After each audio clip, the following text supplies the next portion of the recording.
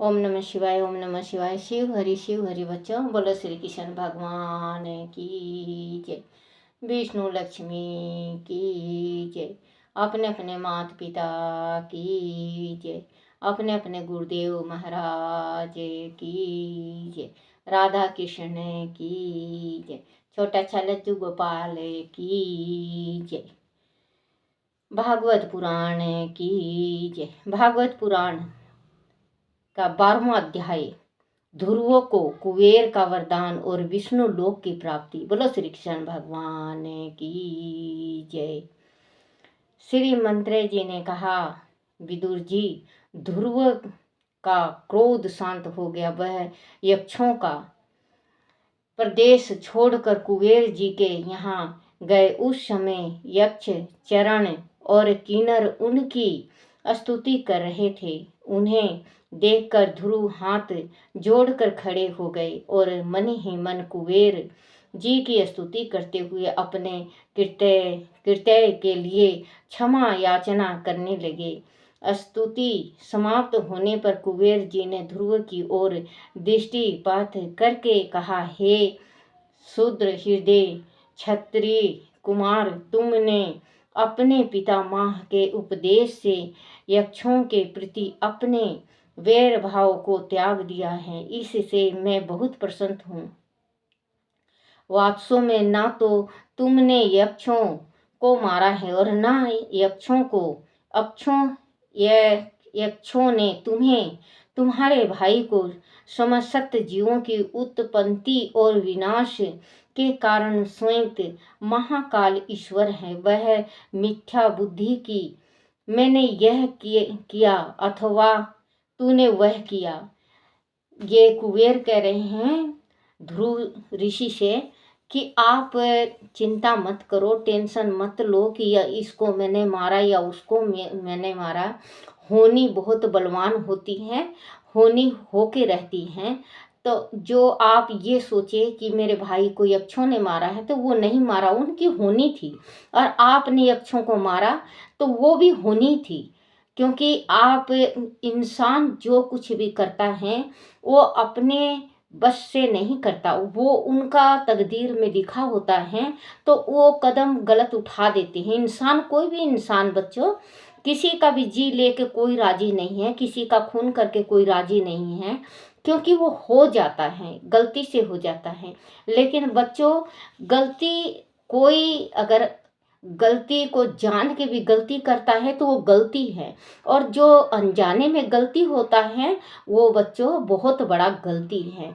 तो अपनी गलती को दोहराओ नहीं। जो गलती हो गई है उसका पश्चाताप भगवान के आगे करो। भगवान उसका जो आपको पाप लगा हुआ है वो आपका पाप धुल जाएगा। को मारा है और ना यक्षों ने तुम्हारे भाई को समस्त जीवों की उत्पत्ति और विनाश के कारण स्वयं महाकाल ईश्वर है। वह मिथ्या बुद्धि की मैंने वह किया अथवा तूने वह किया। जीव को अज्ञान के कारण ही प्राप्त होती है। अज्ञानवश वह इस शरीर को ही आत्मा मान लेता है, अर्थात इसे ही कर्ता समझने लगता है। तभी ऐसा प्रतीत होता है जैसे सपन में देखे गए किसी कर्म को जीव अपने द्वारा किया गया मान बैठता है। इसी कारण वह मनुष्य का जीवन संसार के विविध बंधनों में फंसकर अनेक दुख उठाता है। ध्रुव, अब तुम जाओ और भगवान की आराधना में अपना समय व्यतीत करो। भगवान तुम्हारा कल्याण करेंगे। तुम्हें संसार के इन बंधनों से मुक्ति पाने के लिए श्री हरि की आराधना करनी चाहिए। श्री हरि में तुम्हारा ध्यान हर समय रहता है, यह मैं जानता हूँ, किंतु इस समय तुम श्री हरि के चरण कमलों को भूल चुके हो। जाओ, उनका स्मरण करो। निसंदेह तुम हरि भक्त हो। तुम्हें जिस वर की कामना हो वह मुझ से मांग लो। कुबेर जी कह रहे हैं ध्रुव को कि मुझे मालूम है कि 24 घंटा आपके हृदय में विष्णु भगवान की मूर्ति है। आपने मूर्ति सजा रखी है भगवान की आपने अपने दिल में, लेकिन मूर्ति सजाने से नहीं, तप करो, धर्म करो, तप करो, भक्ति करो, आपको सदगति मिलेगी। क्योंकि आपको सदगति भगवान के चरणों का ध्यान ही करोगे जब भी मिलेगा। और मैं सब जानता हूँ आपको कि आपके हृदय में 24 घंटा भगवान विराजमान रहते हैं। अगर आपको कुछ वर की इच्छा हो वो आप मुझसे मांग सकते हो। उनका स्मरण करो, निसंदेह तुम हरि भक्त हो। मुझे जिस वर की हरि भक्त हो, तुम्हें जिस वर की कामना हो वह मुझसे मांग लो। विदुर जी, जब यक्ष राज कुबेर ने ध्रुव से इस प्रकार वर मांगने के लिए कहा तो ध्रुव ने उनसे श्री हरि की अखंड स्मृति बनी रहने का वरदान मांगा। श्री कुबेर जी ने ध्रुव को आशीर्वाद दिया और वह अंतर्ध्यान हो गए। ध्रुव जी भी अपनी राजधानी लौट गए। वह रहते हुए ध्रुव ने बड़ी बड़ी दक्षिणाएं वाले यज्ञों से भगवान यज्ञ पुरुष श्री हरि विष्णु की आराधना की। उनकी कृपा के प्रभाव से ध्रुव सभी प्राणियों में उनकी ही छवि देखने लगे। उनकी प्रजा भी अपने राजा का बड़ा आदर और सम्मान करती थी। इस प्रकार ध्रुव ने संसारिक भोगों को त्याग करके न्याय पूर्वक 36,000 वर्ष तक पृथ्वी पर शासन किया। अंत में उन्होंने अपने पुत्र उत्कल को राज सिंहासन का उत्तराधिपति सौंप दिया और समस्त भौतिक बंधनों को सपनवत समझकर वह बद्रिका आश्रम चले गए। वहां उन्होंने पवित्र जल में स्नान कर अपनी समस्त इंद्रियों को शांत किया और मन को वश में कर लिया। फिर उन्होंने प्राणमय द्वारा आयु को वश में किया। उन्होंने अपने मन को परमात्मा के विराट रूप में शीतल कर दिया। उसी विराट रूप का ध्यान करते हुए वह शून्य निर्विकल्प समाधि में लीन हो गए। उस अवस्था में विराट रूप का भी उन्होंने परित्याग कर दिया। इस प्रकार श्री हरि का निरंतर चिंतन करने से उनकी आँखों से अविरल आनंद के आंसू बहने लगे। देहानुभूति न रहने से मैं ध्रुव हूँ कि स्मृति भी लुप्त हो गई।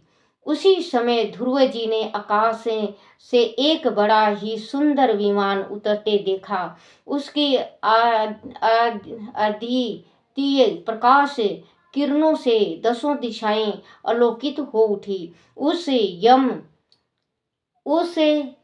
यान में चतुर्भुजाधारी भगवान के 2 प्रसाद सुंदर और नंद विराजमान थे। यान को धरती पर शीतल करके दोनों प्रसाद ध्रुव के पास आए और बोले, राजन, आपका कल्याण। बच्चों देखो, ध्रुव ऋषि ने इतना तप किया कि उनके वास्ते विमान आया ले जाने के वास्ते। 2 विष्णु भगवान के जैसे उनका प्रसाद थे। तो बच्चों, इन्होंने तप भगवान का बालपन में किया था। तो बालीपन में इनको आशीर्वाद मिला था विष्णु भगवान का कि 36 साल तुम जियोगे। 36 साल के बाद तुम अपना जैसे प्राण तक दोगे। और एक आपको जो आसमान में, अब हम कहते हैं ना ध्रुव तारा, ये सप्तऋषि के बीच में बैठे हुए हैं, ध्रुव तारा हैं। तो उनको ऐसा लोक मिला बच्चों, एक लोक, अकेला ही लोक ये ध्रुव को मिला। तो उस लोक में अब जाएंगे। ये इनके वास्ते विमान आया हुआ है, क्योंकि 36 साल इनका पूर्ण हो गया है। क्योंकि भगवान ने कहा था कि 36 वर्ष बस तू राज करेगा। तो अवस्था में विराट रूप का भी उन्होंने परित्याग कर दिया। इस प्रकार श्री हरि का निरंतर चिंतन करने से उनकी आंखों से अविरल आनंद के आंसू बहने लगे। देहानुभूति न रहने से मैं ध्रुव हूँ की समिति भी लुप्त हो गई। उसी समय ध्रुव जी ने आकाश में एक बड़ा ही सुंदर विमान उतरते देखा। उसकी आदित्य प्रकाश किरणों से 10 दिशाएं आलोकित हो उठी। उस यान में चतुर भुजाधारी भगवान के 2 प्रसाद सुनंद और नंद विराजमान थे। यान को धरती पर शीतल करके दोनों प्रसाद ध्रुव के पास आए और बोले, राजन, आपका कल्याण हो। ध्यान पूर्वक हमारी बात सुनिए। आपने 5 वर्ष की अवस्था में ही अपनी तपस्या के बल पर सर्वेश्वर भगवान को प्रसन्न कर लिया था। हम उन्हीं भगवान श्री हरि विष्णु के सेवक हैं। हम आपको वैकुंठ ले जाने के वास्ते यह आए हैं। आपने अपनी भक्ति से संदेह विष्णु लोक में जाने का अधिकार प्राप्त कर लिया है। 7 ऋषि भी उस लोक तक नहीं पहुंच सके। बच्चों देखो, ये कह रहे हैं कि आपने 5 साल में तप किया था और अब विष्णु लोक जाने की तैयारी करो, हम आपको लेने आए हैं, वैकुंठ लोक जाओगे आप। तो बच्चों, अगर हम अच्छा काम करेंगे तो शायद हमारे वास्ते भी परमात्मा ये विमान भेज सकता है, क्योंकि अब भी आता है ऋषियों के वास्ते। जो ऋषि तप करते हैं, जो सच बोलते हैं, ऋषि तप करते हैं, जो अपने धर्म में रहते हैं, उनके वास्ते आते, ये विमान लेके आते हैं और वो विमान में बैठ के जाते हैं। तो विष्णु लोक में जाने का अधिकार प्राप्त कर लिया है। 7 ऋषि भी उस लोक तक नहीं पहुंच सके। वह नीचे से ही उसे देखते रहते हैं, क्योंकि जो लोक मिला है इनको, ध्रुव को, उस लोक में जो ये 7 ऋषि हैं वो भी उस लोक तक नहीं जा सके हैं अभी तक।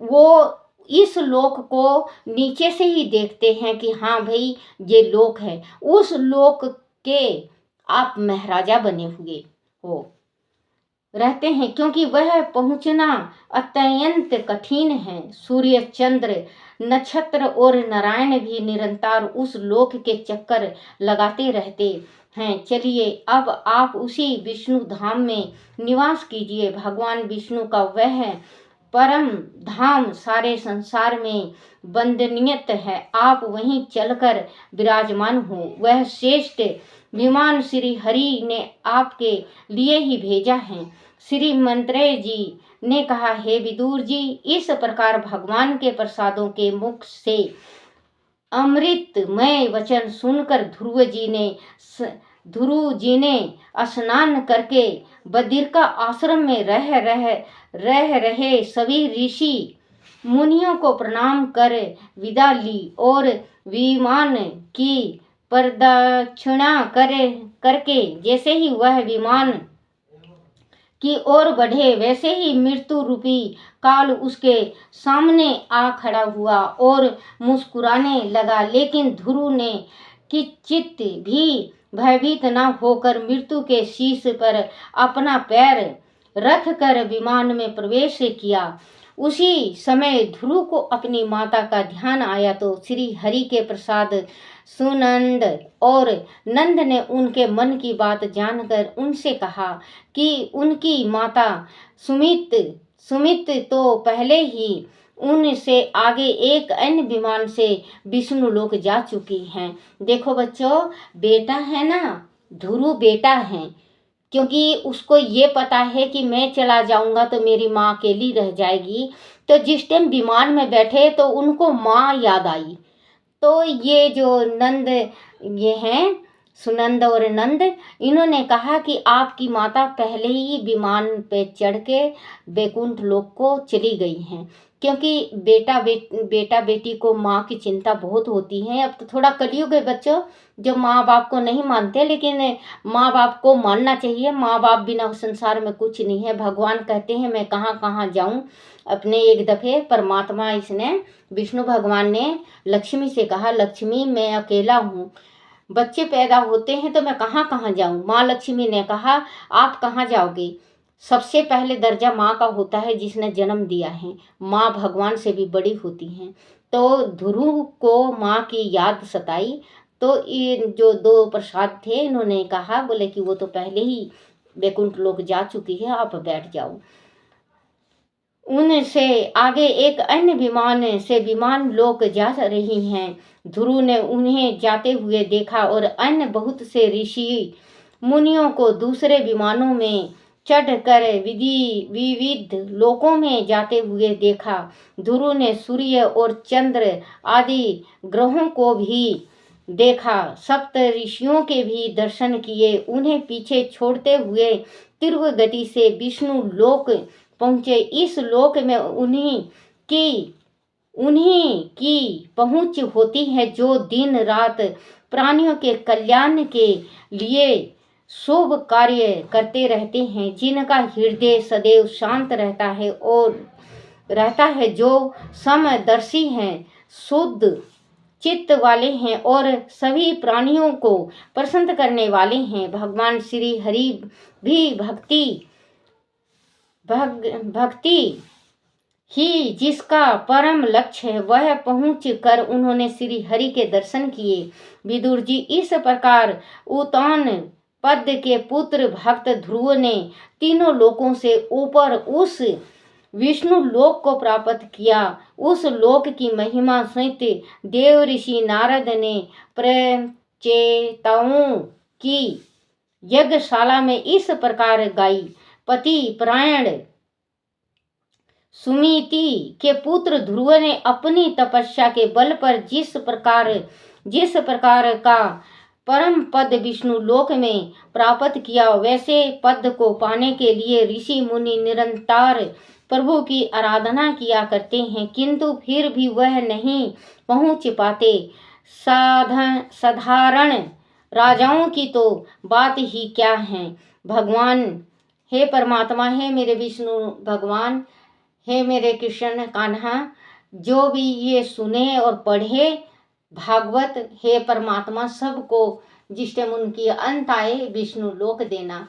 बोलो श्री कृष्ण भगवान की जय। राजाओं की तो बात ही क्या है, भगवान तो भक्त के वश में होते हैं। तभी तो अपनी 5 वर्ष की अवस्था में ध्रुव ने भगवान श्री हरि के दर्शन पाए और उनसे ध्रुव पद प्राप्त किया। विदुर जी, साधु जन इस ध्रुव चरित्र की बड़ी प्रशंसा करते हैं। वह चरित्र धन यश, देखो बच्चों, जो ये सुनेगा और पढ़ेगा अपने घर में तो उनको क्या क्या फायदा होता है वो बता रही हूँ मैं। विदुर जी, साधु जन इस ध्रुव चरित्र की बड़ी प्रशंसा करते हैं। यह चरित्र धन यश आयु की श्री वृद्धि करने वाला है, क्योंकि ये धन दौलत सुख शांति सब कुछ देने वाला है। अत्यंत पवित्र और अति मंगलमय है। इससे स्वर्ग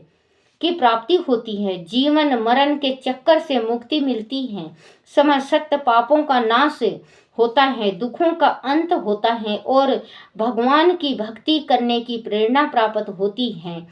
ध्रुव जी के इस चरित्र का कथन और श्रवण प्रयत्न और सायकाल नित्य करना चाहिए। ध्रुव जी के कर्म सर्वत्र प्रसिद्ध और पवित्र है। बोलो श्री कृष्ण भगवान की जय। बच्चों, आपके घर में कोई दादा दादी या माँ बाप या कोई भाई या आपकी पत्नी, मतलब कोई भी बीमार हो, ज़्यादा बीमार हो, दवाई नहीं लगता हो, तो इसको जो ये है ध्रुव का आप पढ़ के सुनाओ उसको। पढ़ के सुनाओगे या आप मैं नहीं डालती हूँ और भी डालते हैं बच्चों, आप इसको जो बीमार हैं उसको पढ़ के सुनाओ। ये हैं 12वां अध्याय, ध्रुव को कुबेर का वरदान और विष्णु लोक की प्राप्ति, ये लिखा हुआ है। और 201 201 पन्ना पे लिखा हुआ है ये।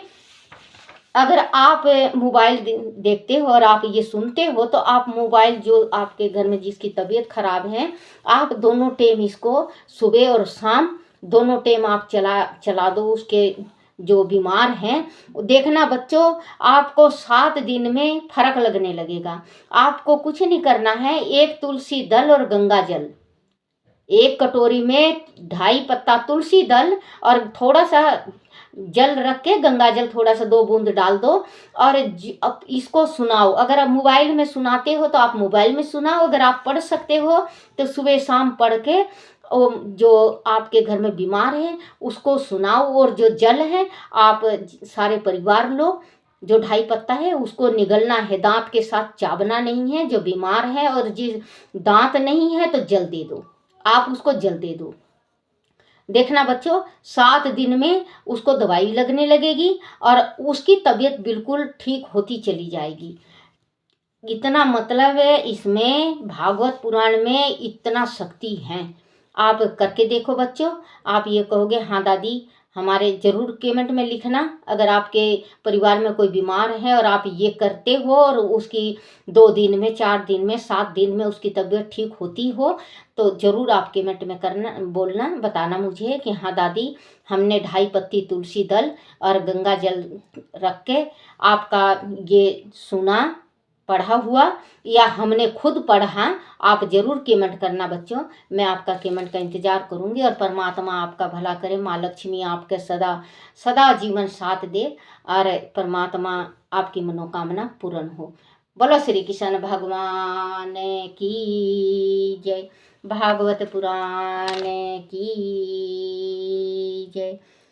हे नाथि नारायण वासुदेवाय, हे नाथि नारायण वासुदेवाय।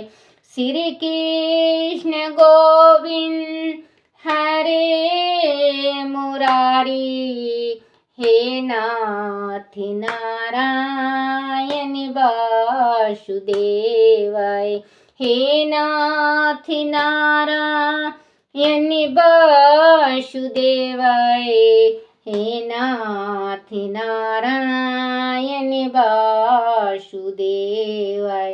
बोलो राधा कृष्ण की जय। बच्चों, ये अब कार्तिक का महीना थोड़ा ही दिन रह गया है, ज़्यादा से ज़्यादा 9-10 दिन। आप इसको अब भागवत करूँगी, भागवत को सुनो और अमल करो। बोलो श्री कृष्ण भगवान की जय। कुछ मेरे से गलती होगी हो तो बच्चों मुझे माफ़ करना। हे मेरे कान्हा मुझे माफ़ करना, हे मेरे कन्हैया मुझे माफ़ करना।